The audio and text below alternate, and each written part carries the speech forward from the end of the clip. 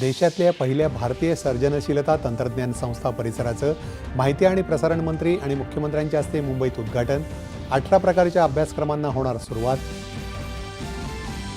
मुंबई हे शहर चित्रपट आणि सर्जनशीलतेची राजधानी असून हे सर्जनशीलतेचं जागतिक केंद्र बनेल, माहिती आणि प्रसारण मंत्री अश्विनी वैष्णव यांनी व्यक्त केला विश्वास। सर्जनशील अर्थव्यवस्थेत भावी पिढी IICTच्या माध्यमातून आपलं योगदान देईल। ही संस्था मुंबईत उदयाला येणं हा महाराष्ट्राचा बहुमान, मुख्यमंत्री। मुंबईत झालेल्या पहिल्या जागतिक दृकश्राव्य आणि मनोरंजन शिखर परिषदेत अर्थात वेव्हजमध्ये झालेल्या सर्व उपक्रमांचं फलित सांगणारा अहवाल प्रसिद्ध। सुसंस्कृत महाराष्ट्रात जे विष पेरलं जात आहे त्याला लगाम लावण्याची आवश्यकता अधोरेखित करत विरोधकांचे सर्व आरोप फेटाळून मुख्यमंत्र्यांचं जोरदार प्रत्युत्तर। राज्यात कुठेही आजीमाजी मंत्र्यांविरोधात हनी ट्रॅपची तक्रार दाखल झालेली नाही। विरोधकांनीही या संदर्भात कोणतेही पुरावे दिलेले नाहीत, मुख्यमंत्र्यांनी केलं स्पष्ट।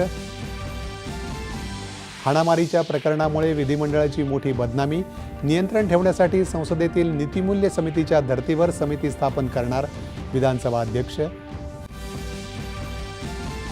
हातानं मैला उचलण्याचा प्रकार तातडीनं पूर्णपणे बंद करण्यासाठी सक्त सूचना देणार।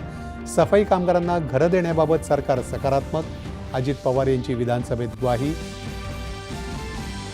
राज्यातील खासगी विना अनुदानित आणि अंशतः अनुदानित शिक्षकांना अनुदानाचा पुढील टप्पा देण्यासाठी राज्य मंत्रिमंडळाची मंजुरी।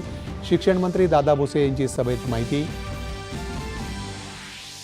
आरोग्य मंत्री प्रकाश आंबेडकर यांनी केंद्रीय रोजगार मंत्री मनसुख मांडविया यांची घेतली भेट।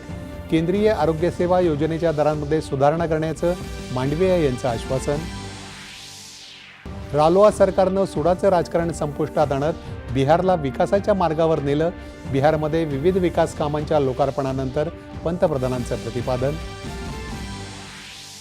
आणि पहलगाम दहशतवादी हल्ल्याला जबाबदार TRF अर्थात द रेजिस्टंट फ्रंट संघटनेला अमेरिकेनं परदेशी दहशतवादी संघटना म्हणून केलं घोषित।